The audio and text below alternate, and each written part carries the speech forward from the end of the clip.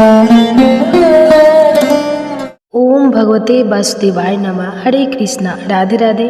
एकादशी पालन करना भक्तिमय सेवा का एक अंग है।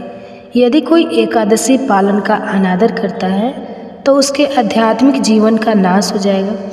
एकादशी वाले दिन एक पवित्र वैष्णव को कृष्ण के पवित्र नामों में हो जाना चाहिए। यह वचन है भगवान श्री चैतन्य महाप्रभु के, यानी स्वयं भगवान श्री कृष्ण, जिन्होंने श्रीमती राधा रानी का भाव अंगीकार करके आज से लगभग 550 वर्ष पूर्व इस पृथ्वी पर अवतार धारण किया था। लेकिन ऐसा क्या विशेष है इस आने वाली एकादशी में, चलिए देखते हैं। हरे कृष्णा। वायु पुराण में कहा गया है, एकादशी व्रतम यह सतु भक्ति मानु कृते नरः सर्व पाप वनि मूर्तो स विष्णु यति मंदिर। अर्थात वह व्यक्ति जो भक्तिमय भाव से एकादशी व्रत का पालन करता है समस्त कठिनाइयों और पापों से मुक्त हो जाता है और शुद्ध होने पर भगवान विष्णु का धाम प्राप्त करता है। और ऐसी ही एक अत्यंत विशेष एकादशी तिथि यानी फाल्गुन मास के शुक्ल पक्ष में आने वाली आवलका एकादशी, इसी एकादशी के दिन भगवान श्री विष्णु को प्रिय आंवला वृक्ष की उत्पत्ति हुई थी और इसलिए इसे हम आमलकी एकादशी के नाम से जानते हैं। इस एकादशी का दूसरा एक नाम रंग भरी एकादशी तिथि भी है। जानते हैं क्यों? क्योंकि यह होली से पहले आती है। इस एकादशी के दिन वृंदावन में जितने भी ठाकुर हैं, यानी जितने भी भगवान श्री कृष्ण और राधा रानी के मंदिर हैं, उन सभी में विशेष रूप से रंगों का उत्सव मनाया जाता है। इस दिन भगवान के रंगों से होली खिलाई जाती है और उसके साथ ही रंग प्रसाद रूप में भक्तों के ऊपर भी छिड़के जाते हैं। इसलिए इस एकादशी को रंग भरी एकादशी के नाम से भी जाना जाता है। तो चलिए अब हम श्रवण करते हैं इस अत्यंत विशेष आमलकी एकादशी व्रत की पौराणिक कथा का। और उसके लिए अब हम सीधे चलते हैं ब्रह्मांड पुराण के उन पन्नों में जहाँ युधिष्ठिर महाराज और भगवान श्री कृष्ण के बीच हुई संवाद का वर्णन किया गया है। उसके साथ ही काल यंत्र की सवारी करते हुए अब हम उतरते हैं युधिष्ठिर महाराज के भवन में। युधिष्ठिर महाराज ने भगवान श्री कृष्ण से पूछा, हे श्री कृष्ण, फाल्गुन मास के शुक्ल पक्ष में कौन सी एकादशी आती है, उसका नाम क्या है और यह व्रत किस प्रकार करना चाहिए?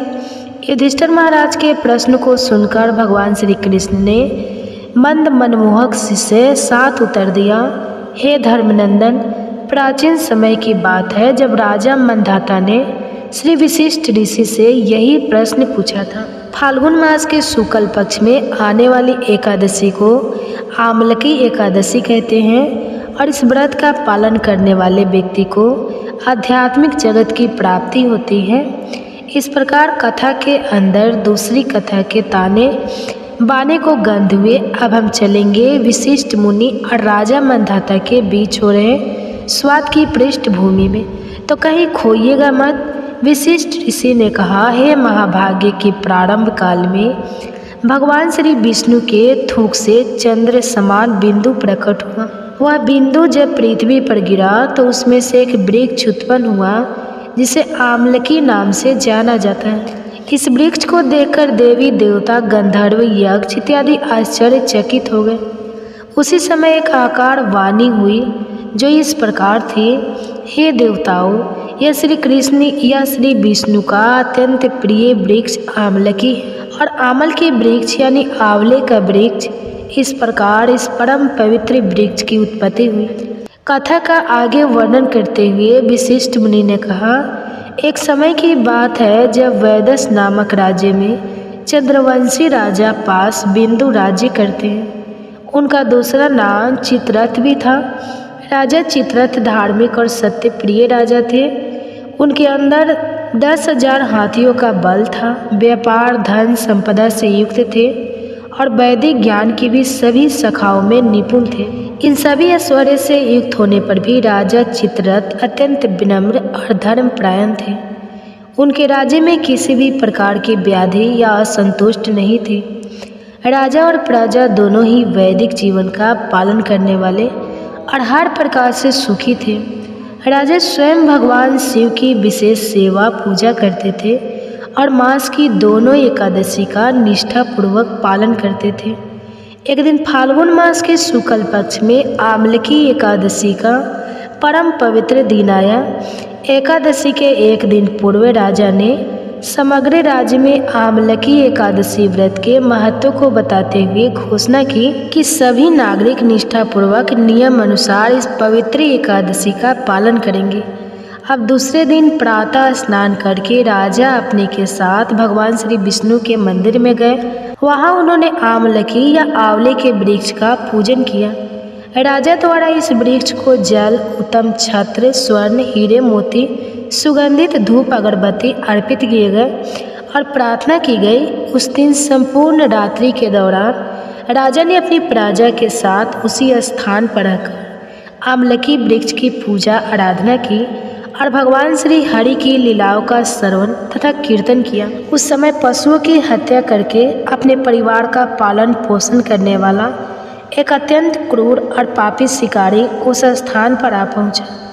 पशुओं का पीछा करते हुए थकान से ग्रस्त उस शिकारी ने उसी स्थान पर थोड़ा विश्राम करने का निर्णय किया। जैसे ही वह उस पेड़ के नीचे गया तो उसने देखा कि राजा अपनी प्रजा के साथ आमलकी वृक्ष की पूजा कर रहे हैं। यह देखकर उसे बड़ा आश्चर्य हुआ। इस अचरज को देखते हुए वह शिकारी उसी पेड़ के पीछे छुपकर पूरी रात्रि वहीं पर बैठा रहा और राजा द्वारा की जाने वाली पूजा को देखता रहा और भगवान श्री कृष्ण की कथा का श्रवण करता रहा। दूसरे दिन प्रातः राजा ने एकादशी व्रत का पालन किया और अपनी प्रजा के साथ वापस अपने नगर में चले गए। अब इस ओर यह शिकारी भी अपने घर वापस चला गया। कुछ समय बाद शिकारी की मृत्यु हो गई। लेकिन यहाँ आश्चर्य की बात यह है कि इतने पशुओं की हत्या करने के बाद भी शिकारी को नरक में ले जाने के बजाय उसे एक ऊंच कोटि प्राप्त हुई। अपने दूसरे जन्म में यह शिकारी जयंती नामक नगरी के राजा विदुर का पुत्र वसु था। बना यह उपलब्धि शिकारी को केवल इसलिए मिली क्योंकि उसने अनजाने में ही आमलका एकादशी के दिन रात्रि को जागरण किया था और हरि कथा का श्रवण किया था। अब इस जन्म में राजा वसुतम तेजस्वी, चंद्र की भांति सौम्य और भगवान श्री विष्णु के परम भक्त बने थे। वे अपने राज्यों के मामलों में अत्यंत निपुण थे और अपनी प्रजा को भी अपने संतान की तरह प्रेम करते थे। अब एक बार क्या हुआ कि किसी दिन राजा का रथ वन में भटक गया। आसपास पूरा जंगल था, बाहर निकलने का रास्ता मिल नहीं रहा था और इसलिए थक हार के राजा एक वृक्ष के नीचे विश्राम करने के लिए आ गए। वहाँ अपने हाथों को तकिया बनाकर वे सो गए। अब जैसे ही उनको नींद आ गई उसी क्षण वहाँ कुछ आदिवासी आए और वे आपस में चर्चा करने लगे कि यह राजा तो हमारा शत्रु है और अभी हमारे ही विस्तार में आया हुआ है, चलो इसे मार डालते हैं। यह निश्चय करके सभी आदिवासी अपने अपने शस्त्र लेकर राजा पर प्रहार करने लगे। लेकिन सभी के आश्चर्य के बीच एक भी शस्त्र राजा को स्पर्श भी नहीं कर पाया और यह देखकर सभी लोग अत्यंत आश्चर्यचकित हो गए। अब वे दूसरी योजना सोचने लगे और उसी क्षण उस राजा के शरीर से एक दैव्ययान स्त्री प्रकट हुई। वह स्त्री अत्यंत सुंदर थी, लेकिन क्रोधित होने के कारण उसके नेत्र लाल हो गए थे और वह साक्षात मृत्यु के समान दिख रही थी।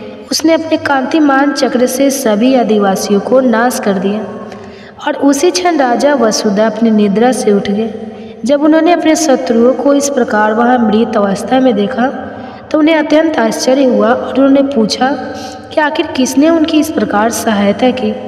तो उस समय एक आकाशवाणी हुई जिसने यह कहा, निसंदेह तुम्हारी रक्षा उन्होंने की है जो उन सब की रक्षा करते हैं जो निष्काम भाव से उनकी शरण ग्रहण करता है।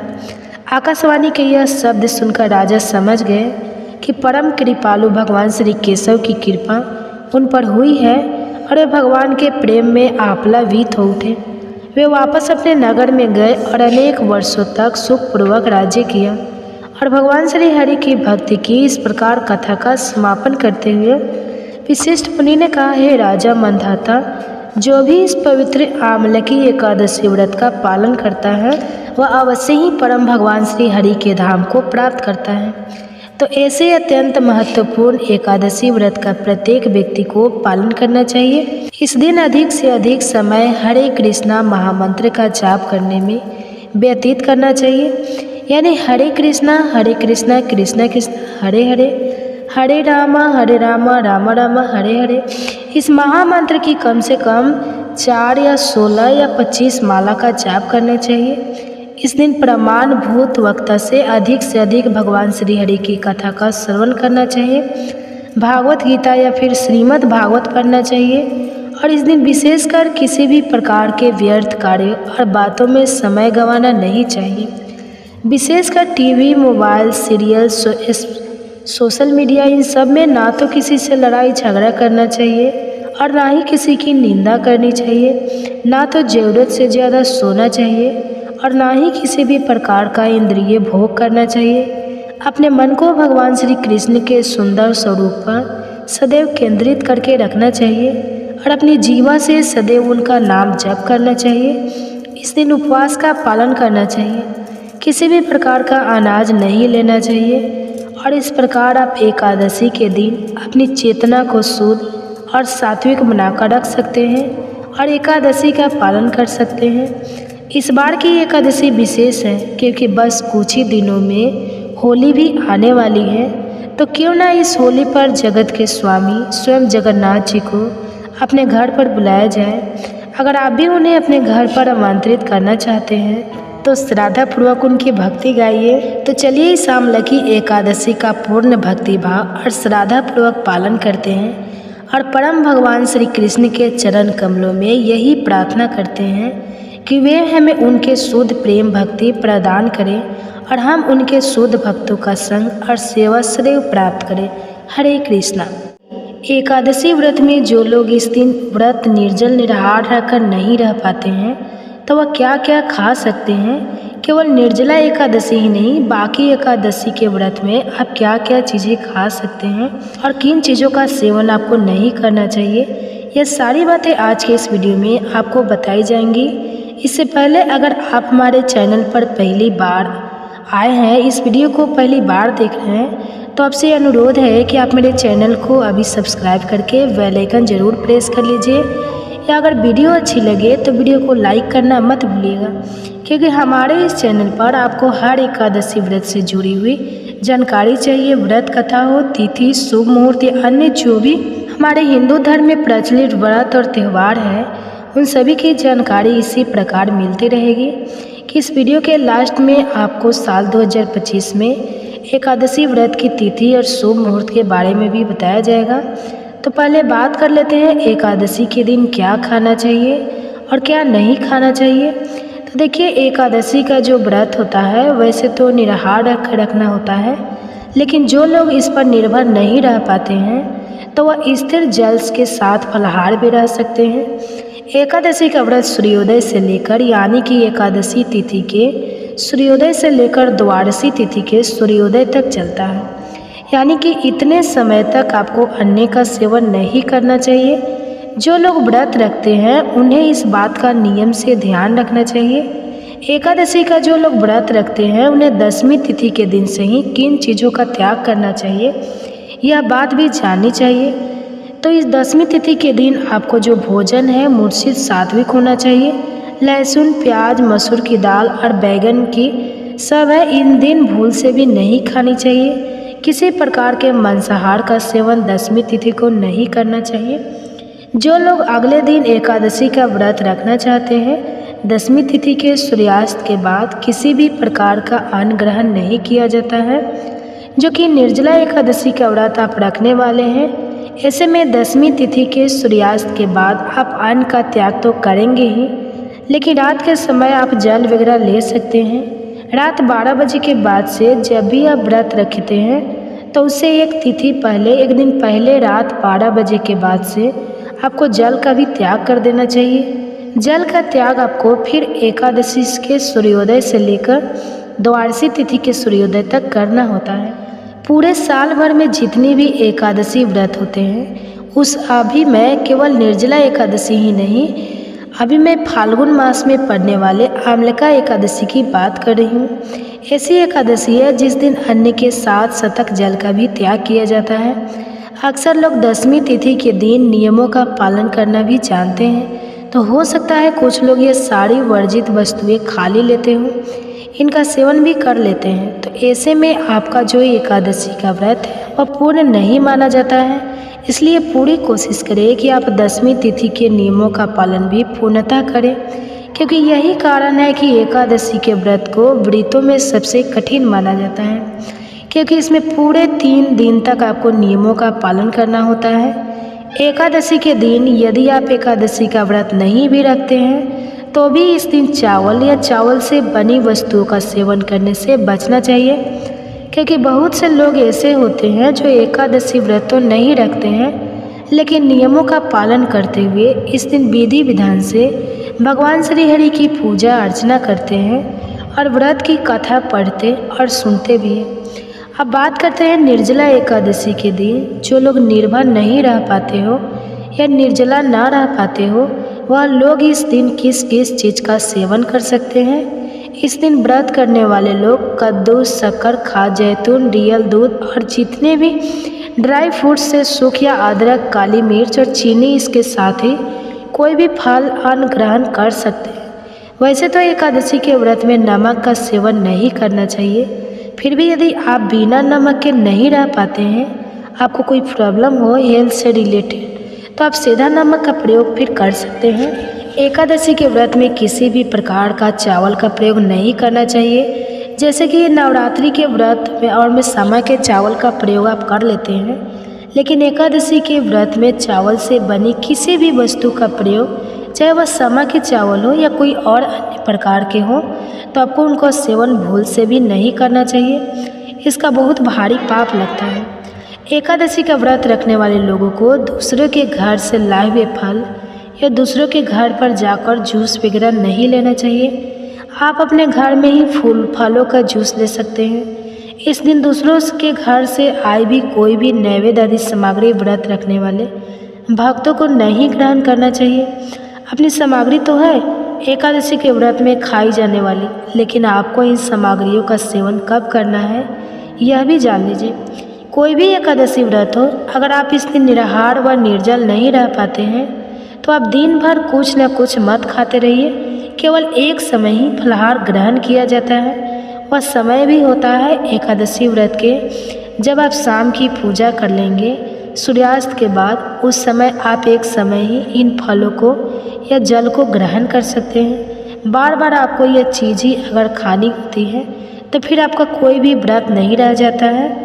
एकादशी व्रत में कभी भी जो पैकेट वाले जूस होते हैं उनका सेवन नहीं करना चाहिए।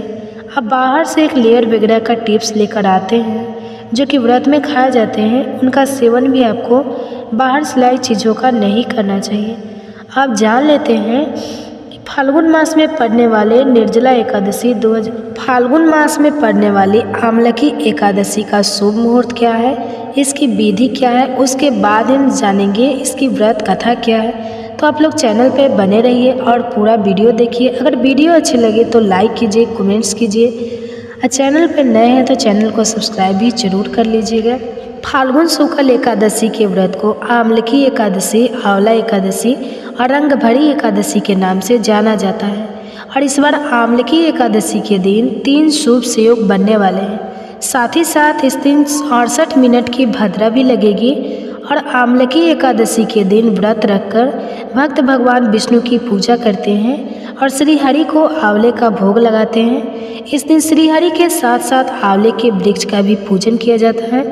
तो आपको बताते हैं इस बार आमलकी एकादशी का व्रत कब रखा जाएगा, क्योंकि इस बार एकादशी की तिथि 2 दिन है।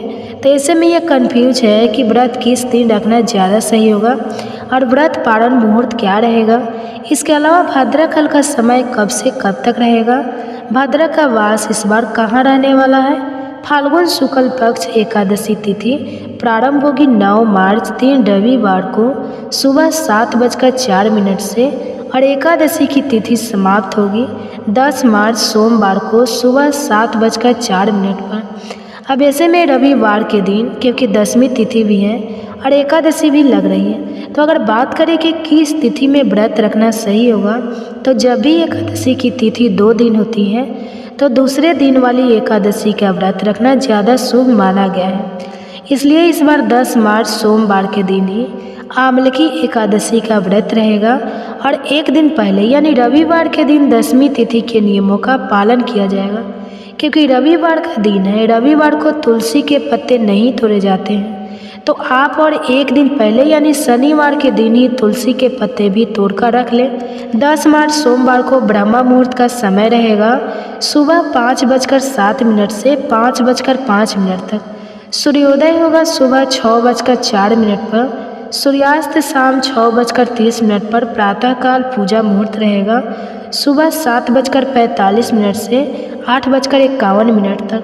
इसके अलावा आप ब्रह्म मुहूर्त में भी पूजा कर सकते हैं। शाम की पूजा का शुभ मुहूर्त 6:24 से 7:39 तक रहेगा और राहु काल का समय रहेगा सुबह 6:30 से 9 बजे तक। इस बार एकादशी के दिन सर्वात सिद्धि योग सुबह 6:36 से लेकर रात 12:51 तक रहेगा।